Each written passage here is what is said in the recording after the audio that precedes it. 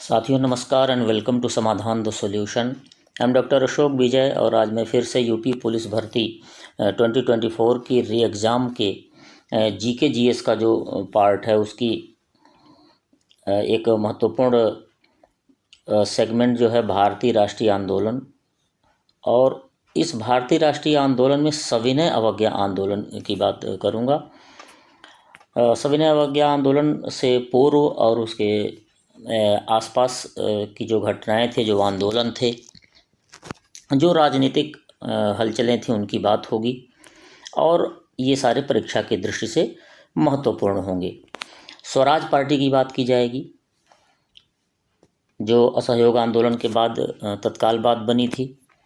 इसके बाद प्रसिद्ध साइमन कमीशन की बात की जाएगी, इससे भी बहुत सारे प्रश्न आते हैं। नेहरू रिपोर्ट की बात की जाएगी, जिसके बारे में मोतीलाल नेहरू ने बहुत सारी बातें की थी।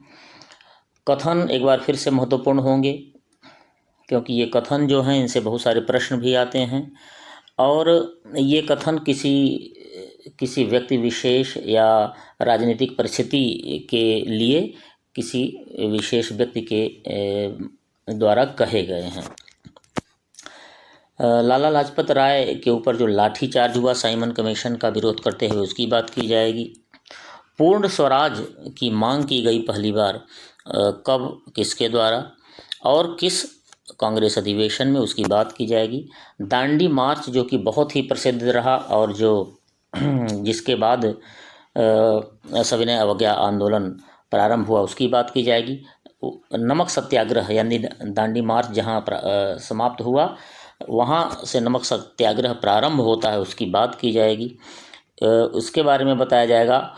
इसके बाद सविनय अवज्ञा आंदोलन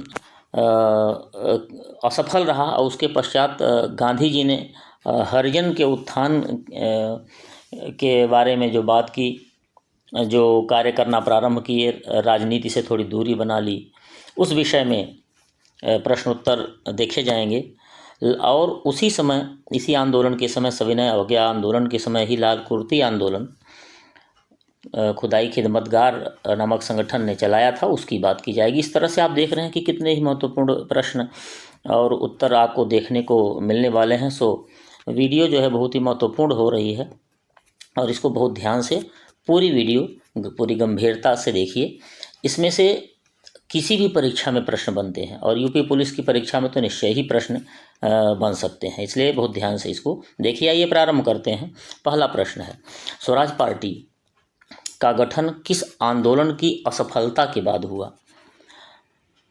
असहयोग आंदोलन, स्वदेशी आंदोलन, सविनय अवज्ञा आंदोलन और भारत छोड़ो आंदोलन।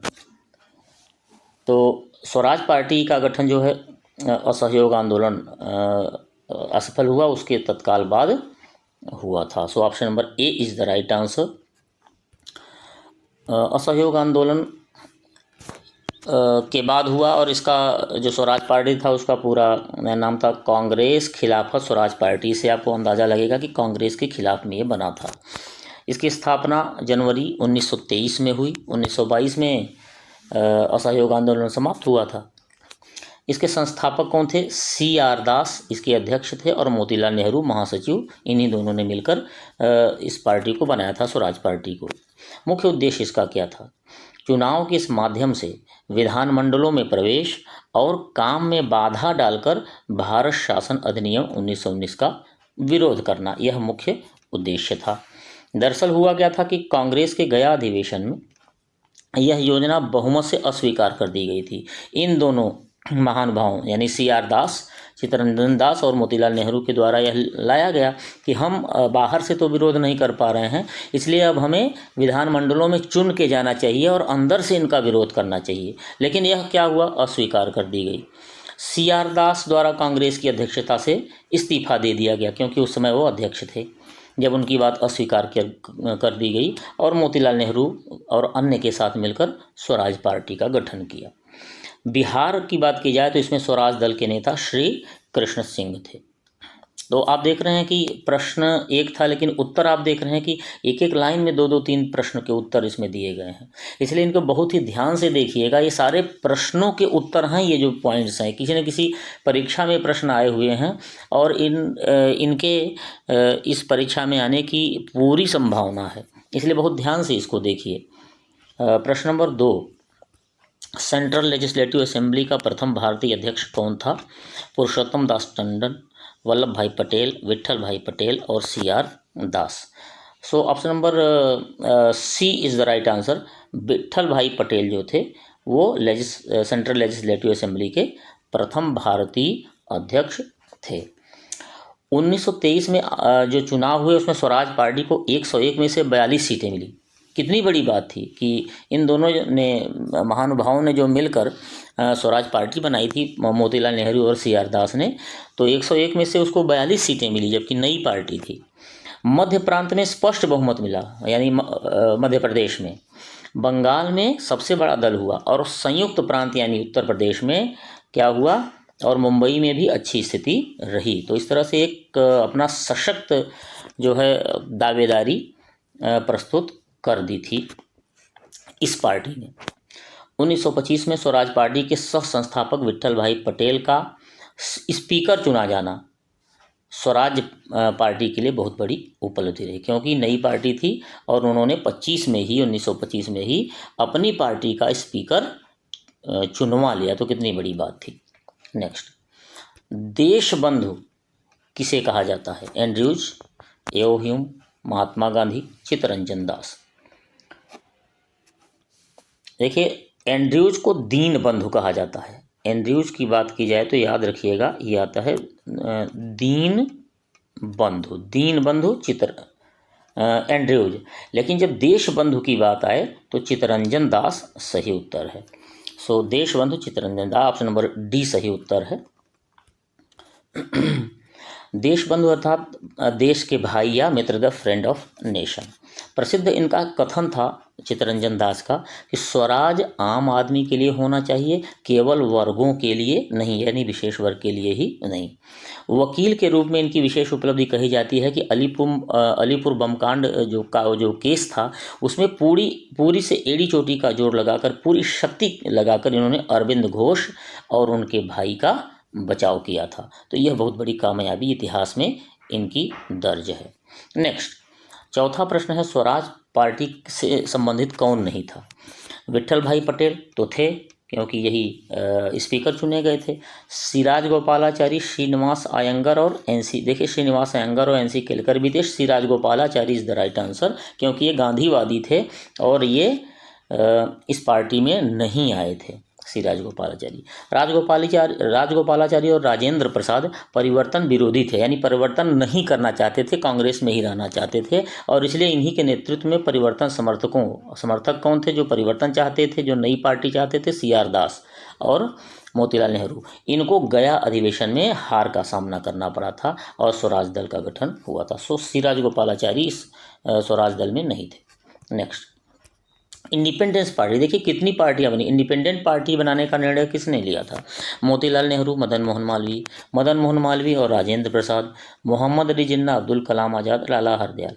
Option number A is the right answer. Motilal Nehru और मदन मोहन मालवीय ने इंडिपेंडेंट पार्टी बनाने का निर्णय लिया था। स्थापना इसकी 16 दिसंबर 22 को हुई थी। मोतीलाल नेहरू जो थे वो आप जानते हैं, अभी बात हुई थी, स्वराज पार्टी के संस्थापक सदस्य थे और उसके क्या थे? महासचिव भी थे। मदन मोहन मालवीय बड़े व्यक्ति थे, हिंदू महासभा के संस्थापक थे और BHU के संस्थापक थे, बनारस हिंदू यूनिवर्सिटी के। नेक्स्ट, साइमन कमीशन किस उद्देश्य से भारत आया? शिक्षा में सुधार हेतु, कृषि क्षेत्र में सुधार हेतु, प्रशासनिक सुधारों पर विचार करने हेतु और सैन्य क्षमता में सुधार हेतु। देखिए साइमन कमीशन जो था वो प्रशासनिक सुधारों पर विचार करने हेतु आया था। Option number C is the right answer. नियुक्ति इसकी नवंबर 1927। देखिए ये ध्यान रखिएगा, दोनों चीज़ें, नियुक्ति और भारत में आगमन, ये दोनों प्रश्न पूछा जाता है, लोग गलत करते हैं। यदि पूछे इसकी नियुक्ति कब हुई साइमन कमीशन की, तो 1927 में हुई, और पूछे कि भारत आया कब, तो 1928 में। तो 3 फरवरी 1928 को भारत आया, मुंबई में आया था। इसके अध्यक्ष थे जॉन साइमन और इनके सहित 7 सदस्य थे और जॉन साइमन के नाम पर ही इसका नाम साइमन कमीशन रखा गया था। मुख्य उद्देश्य इसका क्या था, 1919 का जो मॉन्टेग्यू चेम्सफोर्ड की जो सुधार हुए थे, जो एक्ट था, उसका 10 वर्ष में समीक्षा करने की बात पहले ही कही गई थी।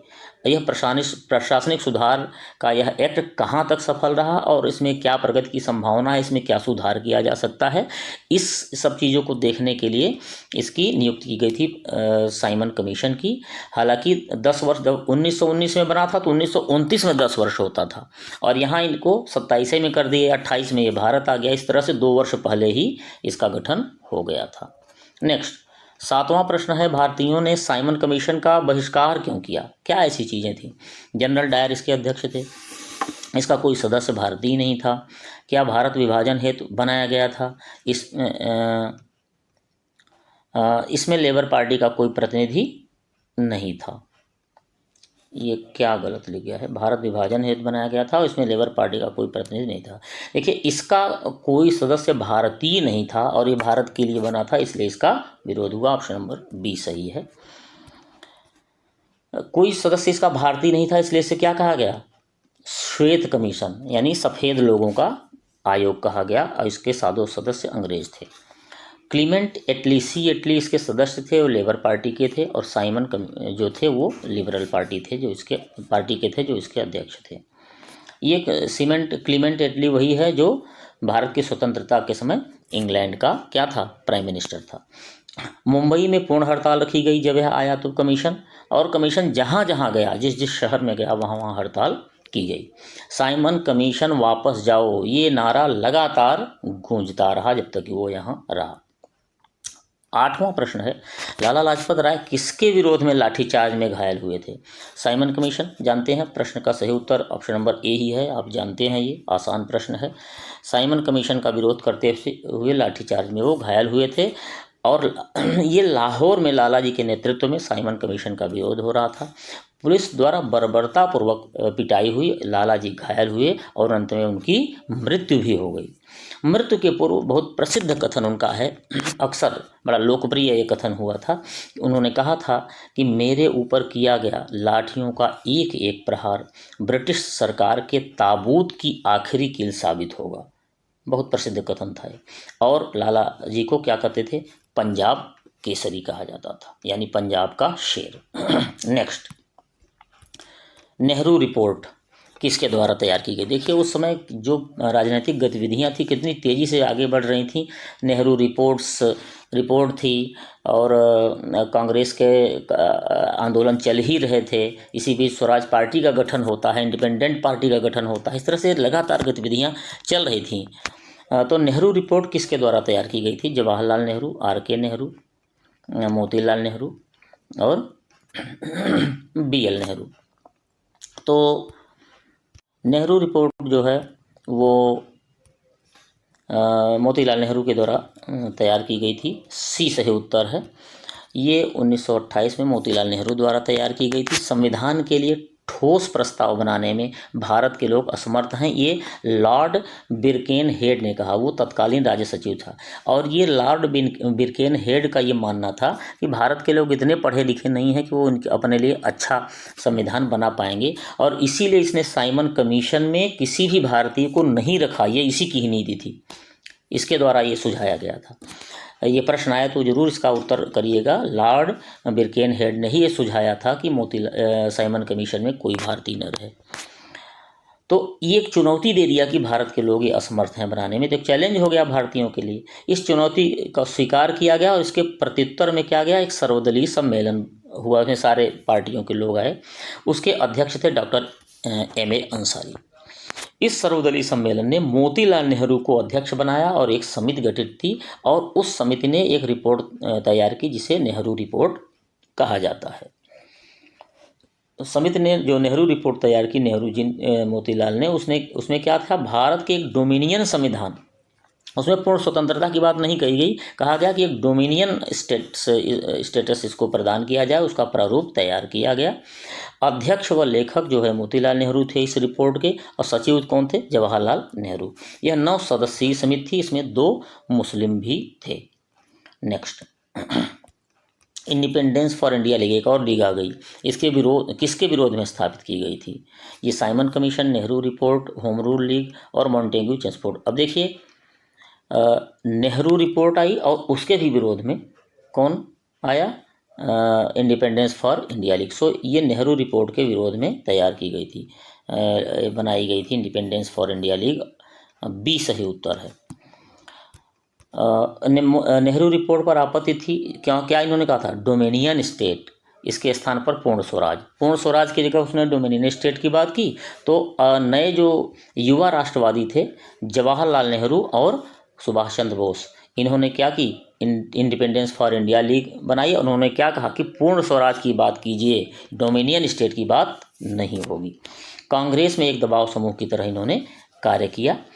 और नेहरू रिपोर्ट पर एक और व्यक्ति थे जिन्होंने विरोध किया, जिन्ना ने, मोहम्मद अली जिन्ना ने मुस्लिम लीग के दिल्ली अधिवेशन में, जो कि 1929 में हुआ, एक 14 सूत्रीय मांग रखी। इसमें पृथक निर्वाचन क्षेत्र की मांग की गई और जो नेहरू रिपोर्ट था उसमें उसको खारिज किया गया था कि पृथक नहीं रहेगा, और इन्होंने कहा नहीं, पृथक निर्वाचन क्षेत्र की मांग इन्होंने की थी। नेक्स्ट, कांग्रेस ने पूर्ण स्वराज का प्रस्ताव कब पारित किया? अब चूँकि जवाहरलाल नेहरू की अध्यक्षता में जो आंदोलन हुआ, उसमें क्या उन्होंने कहा? नेहरू रिपोर्ट खारिज की और पूर्ण स्वराज की बात की। तो पूर्ण स्वराज का प्रस्ताव पारित होता है आगे, किस सन में? 1919 में, 29 में, 39 में, 42 में। 1929 सही उत्तर है, ऑप्शन नंबर बी सही है। पूर्ण स्वराज का प्रस्ताव 1929 में पारित हुआ, और इसकी पृष्ठभूमि क्या थी कि कांग्रेस का एक कलकत्ता में अधिवेशन 1928 में हुआ। ब्रिटिश सरकार को एक अल्टीमेटम दिया गया कि 1 वर्ष के अंदर नेहरू रिपोर्ट को स्वीकार करें या आंदोलन का सामना करने के लिए तैयार रहें। तो ब्रिटिश सरकार ने कोई जवाब नहीं दिया। अब ऐसे में एक ऐतिहासिक लाहौर अधिवेशन होता है। ऐतिहासिक क्यों? क्योंकि पंडित जवाहरलाल नेहरू, जो कि उसके अध्यक्ष थे, उन्होंने पहली बार पूर्ण स्वराज के प्रस्ताव को पारित किया। और इतना ही नहीं, जैसे ही 31 अगस्त 1929 को मध्य रात्रि का घंटा बजता है, तुरंत पंडित जवाहरलाल नेहरू रावी नदी के तट पर भारतीय तिरंगा को फहरा देते हैं। और एक तरह से भारतीय तिरंगा के साथ भारतीय अस्मिता और पूर्ण स्वराज की जो प्रतिबद्धता भी थी, उसका भी झंडा गाड़ देते हैं। तो पूर्ण स्वराज 1929 में, और ये लाहौर अधिवेशन में था, इसको भी याद रखेंगे, और अध्यक्ष इसके पंडित जवाहरलाल नेहरू थे। 12वां प्रश्न है, कांग्रेस द्वारा पूर्ण स्वराज दिवस कब मनाया जाता है? किस तिथि को मनाया गया, घोषित किया गया? 26 जनवरी 1930 को, 15 अगस्त 47 को, ये तो स्वतंत्रता दिवस ही है। 26 दिसंबर 1930 को नहीं, और क्योंकि 31 दिसंबर को तो ये हुआ ही था, और 30 जनवरी 1948 को ये शहीद दिवस है। ये आप जानते हैं, गांधी जी इसी दिन शहीद हुए थे, तो ये शहीद दिवस है। तो option number A is the right answer. 26 जनवरी 1930 को मनाया जाता है पूर्ण स्वराज दिवस। और पूर्ण स्वाधीनता दिवस या स्वतंत्रता दिवस प्रत्येक वर्ष उसी 26 जनवरी को मनाया जाने का निर्णय लिया गया था। बाद में यह 15 अगस्त को हो गया।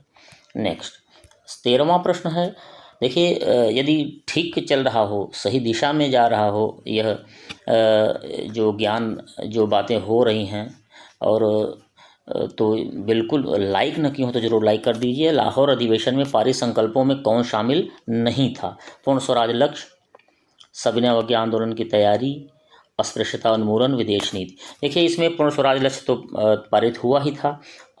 सविनय अवज्ञा आंदोलन की तैयारी भी यहीं से होनी शुरू हो गई थी, इसकी बात की गई थी। विदेश नीति की भी बात की गई थी, और इसमें अस्पृश्यता उन्मूलन की बात नहीं की गई थी। सो ऑप्शन नंबर सी सही उत्तर है, क्योंकि क्यों शामिल नहीं था बात कहा गया है। तो उत्तर है अस्पृश्यता उन्मूलन। लाहौर अधिवेशन 31 दिसंबर 1929 को जो हुआ था, उसके संकल्प जो पारित किए गए थे, उसमें क्या था?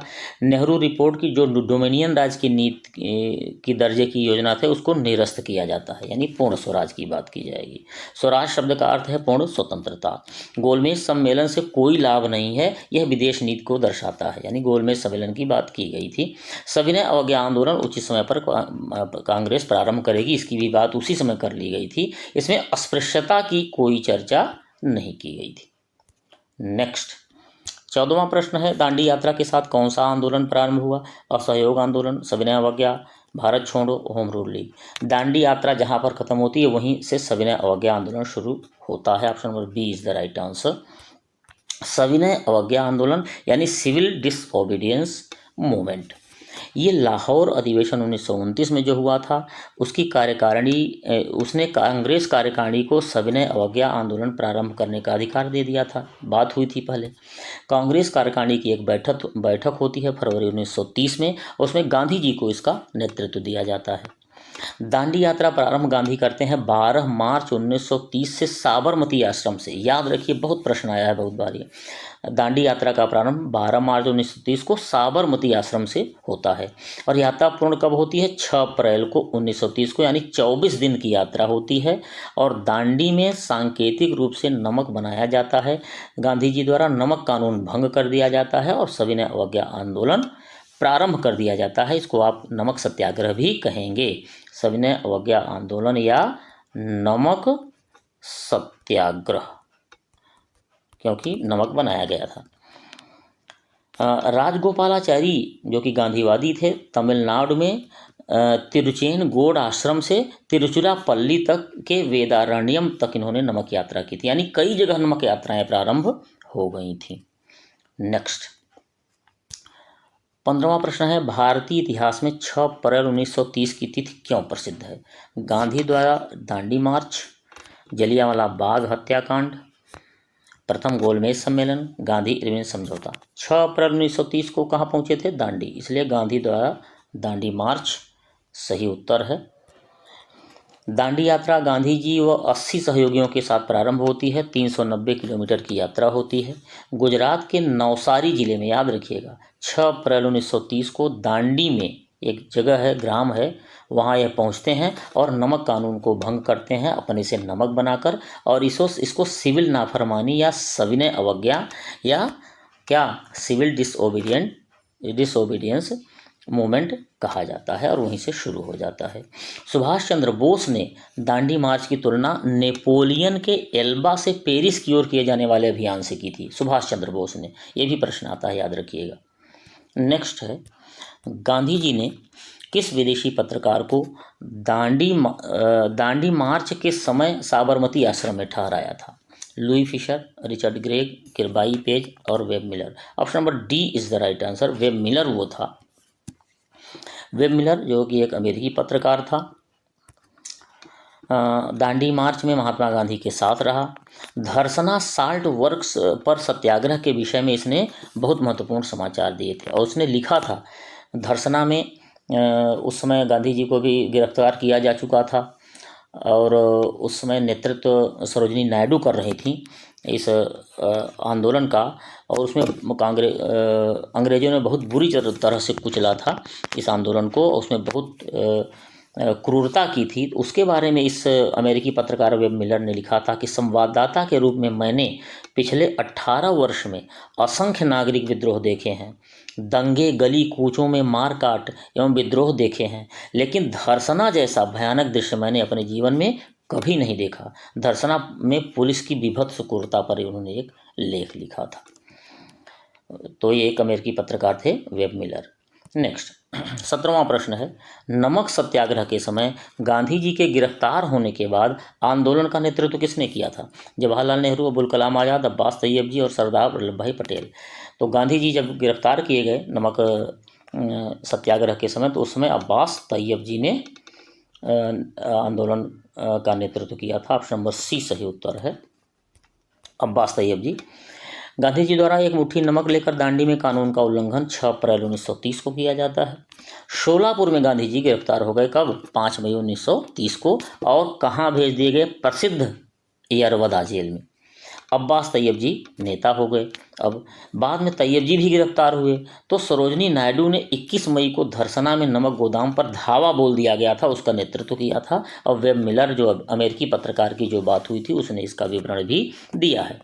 महिलाओं की सर्वाधिक भागीदारी वाला यह आंदोलन था। ये प्रश्न आता भी है, महिलाओं की सबसे ज़्यादा भागीदारी आंदोलन पहली बार जो हुई थी उसमें वो यही आंदोलन था। कौन?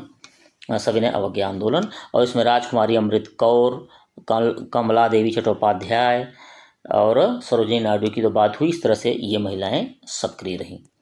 प्रश्न नंबर 18 है, शक्ति के विरुद्ध अधिकार की इस लड़ाई में मैं विश्व की सहानुभूति चाहता हूँ। यह देखिए कथन बहुत महत्वपूर्ण आ गया ना, कथनों की बात हो रही है। यह कथन किस आंदोलन से संबंधित है? असहयोग, गांधी का दांडी मार्च, भारत छोड़ो आंदोलन और व्यक्तिगत सत्याग्रह। ये गांधी के दांडी मार्च यानी सविनय अवज्ञा आंदोलन से संबंधित है। कहाँ का है? गांधी जी के जब दांडी ग्राम वो पहुँचे तो वहाँ उपस्थित बहुत सारे देशी और विदेशी पत्रकार थे। उनको संबोधित करते हुए उन्होंने यह बात कही थी कि विश्व का मैं यहाँ सहयोग चाहता हूँ। दांडी मार्च में गुजरात के लोगों की सर्वाधिक भागीदारी, ये प्रश्न आया है 1-2 बार, तो याद रखिएगा कि सर्वाधिक भागीदारी दांडी मार्च में गुजरात के लोगों की रही, 32 लोग थे। उसके बाद देखा जाए तो महाराष्ट्र के 13 और उत्तर प्रदेश के 8 थे और कई राज्यों के थे, कुल 80 लोग थे। लेकिन ये जो सबसे ज़्यादा भागीदारी वाले प्रदेश थे वो ये थे। नेक्स्ट 19वां प्रश्न है, नमक सत्याग्रह का उद्देश्य क्या था? नमक कानून निरस्त करना, पूर्ण स्वराज के लिए सविनय अवज्ञा, आम जन के लिए आर्थिक राहत और उपर्युक्त सभी। देखिए ये सारे उपर्युक्त सभी सही उत्तर होगा। यानी नमक कानून को निरस्त करना भी था इसका उद्देश्य, पूर्ण स्वराज की प्राप्ति भी था और आम जन के लिए आर्थिक राहत भी था। उपर्युक्त सभी। गांधी जी ने वायसराय लॉर्ड इरविन के समक्ष 11 मांगें रखी थी, जिनमें प्रमुख मांगें क्या थी? नमक निर्माण पर सरकारी एकाधिकार और नमक कर की समाप्ति थी। क्योंकि नमक पर कर लगा दिया गया ज़्यादा, तो नमक इतनी महत्वपूर्ण चीज़ है, इतनी नेसेसिटी है, ये अनिवार्य चीज़ है, इसके बिना कोई भोजन नहीं बन सकता। गरीब से गरीब व्यक्ति इसका उपयोग करता है, तो इस पर यदि कर लग गया या महंगा हो गया तो यह सामान्य व्यक्ति के लिए बड़ा कष्टकारी होगा। इसलिए गांधी जी ने इस पर जो है आंदोलन चलाया था। इसके अतिरिक्त अन्य उद्देश्य भी शामिल थे, लेकिन ये 2 महत्वपूर्ण थे। नमक पर सरकारी एकाधिकार समाप्त हो जाए, जिसे सरकार ही बनाएगी तो ज़्यादा टैक्स भी ले सकती है, सब लोग और भी लोग बनाएंगे तो कम और पैसे में और सर्वसुलभ, सब जगह सुलभ भी हो जाएगा। नेक्स्ट 20वां प्रश्न, विनोबा भावे किस आंदोलन में सर्वप्रथम गिरफ्तार हुए? कई बार हुए थे गिरफ्तारी हुई थी, लेकिन सर्वप्रथम कब हुए? चंपारण सत्याग्रह, बारदोली सत्याग्रह, सविनय अवज्ञा आंदोलन और भारत छोड़ो आंदोलन। Option number C is the right answer. सविनय अवज्ञा आंदोलन में उनकी पहली बार गिरफ्तारी हुई। बहुत बड़े व्यक्ति थे, संत थे, गांधी जी के निकट सहयोगी थे विनोबा भावे। इसके अलावा नमक कानून तोड़ने पर मदन मोहन मालवीय, देवदास गांधी, के.एम. मुंशी आदि भी गिरफ्तार हुए थे। तो इस तरह से नमक सत्याग्रह में बहुत सारे लोगों की गिरफ्तारी हुई थी। 21वां प्रश्न है, लाल कुर्ती आंदोलन के नेता कौन थे? Khan Abdul Ghaffar Khan is the right answer. आप जानते होंगे लाल कुर्ती आंदोलन इन्होंने चलाया था, खान अब्दुल गफ्फार खान ने। इनको सीमांत गांधी या क्या फ्रंटियर गांधी भी कहते हैं। ये भी प्रश्न आता है तो याद रखिएगा, फ्रंटियर गांधी इनको कहा जाता है या सीमांत गांधी। ये उत्तर पश्चिमी सीमा प्रांत में खुदाई खिदमतगार, याद रखिए ये इनका संगठन था, खुदाई खिदमतगार नामक संगठन बनाया था। पठानों की राष्ट्रीय एकता का नारा बुलंद किया। ब्रिटिश उपनिवेशवाद के विरुद्ध अंग्रेजों से संघर्ष किया। देखिए उस समय क्या था, अन्य क्षेत्रों के जो मुसलमान थे वो आंदोलनों में भाग नहीं लेते थे, आंदोलनों से अलग रहते थे, अपने को अलग समझते थे। लेकिन इस संगठन ने यानी खुदाई खिदमतगार ने, लाल कुर्ती आंदोलन ने, इस संगठन ने सविनय अवज्ञा आंदोलन में महत्वपूर्ण भूमिका निभाई और सब लोगों को एक साथ ले आए। नेक्स्ट 22वां प्रश्न है, 1930 में पेशावर कांड का नायक कौन था? एक कांड और हो गया था। प्रेम सिंह नेगी, वीरचंद्र सिंह गढ़वाली, मेजर धन सिंह थापा और जनरल बीसी जोशी। देखिए पेशावर कांड से वीर सिंह गढ़वाली का नाम जुड़ा हुआ है, बी सही उत्तर है। वीर चंद्र सिंह गढ़वाली, इनके नेतृत्व में पेशावर में गढ़वाल रेजिमेंट ने निहत्थी भीड़ पर गोली चलाने से इनकार कर दिया। यानी अंग्रेजों ने भीड़ पर गोली एक बार फिर से चलवाने का प्रयास किया था जलियांवाला बाग के बाद, लेकिन उन्होंने मना कर दिया था। इस क्षेत्र में खुदाई खिदमतगारों, अहिंसक क्रांतिकारियों के बहादुर जत्थों की सक्रियता थी और इनकी ही प्रेरणा थी कि बहुत सारे लोग जो है वो अंग्रेजों के खिलाफ हो गए थे। तो वीर चंद्र सिंह जो गढ़वाली थे वही इसके नायक थे। पेशावर कांड के। नेक्स्ट 23वां प्रश्न है, सविनय अवज्ञा आंदोलन की असफलता के बाद गांधी जी ने किन कार्यों को महत्व दिया? रचनात्मक कार्यक्रम, अंग्रेजों से समझौता, अहिंसा से समझौता और उपयुक्त में से कोई नहीं। गांधी जी तब राजनीति से थोड़ा दूर हटके रचनात्मक कार्यों में लग गए थे। ये सही उत्तर है। राजनीति से दूरी बनाई और अधिकांश समय हरिजन उत्थान में देने लगे। प्रश्न महत्वपूर्ण है। हरिजन कल्याण हेतु उन्होंने क्या बनाया? अखिल भारतीय छुआछूत विरोधी लीग बनाया और यह सितंबर 1932 में यह कार्य किया गया। हरिजन नामक, ये प्रश्न खूब आता है, हरिजन नामक एक साप्ताहिक पत्र का भी उन्होंने प्रकाशन किया गांधी जी ने। नेक्स्ट 24वां प्रश्न है, जिया तरंग एक और आंदोलन। जिया तरंग आंदोलन कहाँ प्रारंभ हुआ? मणिपुर, मिजोरम, नागालैंड और Tripura. Manipur is the right answer. Manipur में सविनय अवज्ञा आंदोलन में मणिपुर की जनजातियों की सक्रिय भागीदारी रही इस आंदोलन के माध्यम से। और ये नगा जनजाति, जिसको नागा जनजाति भी कहते हैं, इसकी महिला गार्डिनलियो द्वारा जिया तरंग आंदोलन को चलाया गया था। 25वां और अंतिम प्रश्न है, नमक सत्याग्रह की खिल्ली उड़ाने वाला पत्रकार कौन था? Louis Fischer, Richard Greg, Brailsford और वेब मिलर। वेब मिलर ने तो महात्मा गांधी के साथ काम ही किया था। Option number C, Brailsford is the right answer. एक अंग्रेजी समाचार पत्र का संवाददाता था। इसने क्या कहा था कि क्या सम्राट को एक केतली में पानी उबालने से हराया जा सकता है? जब महात्मा गांधी ने नमक सत्याग्रह प्रारंभ किया था तो ऐसा कहा था।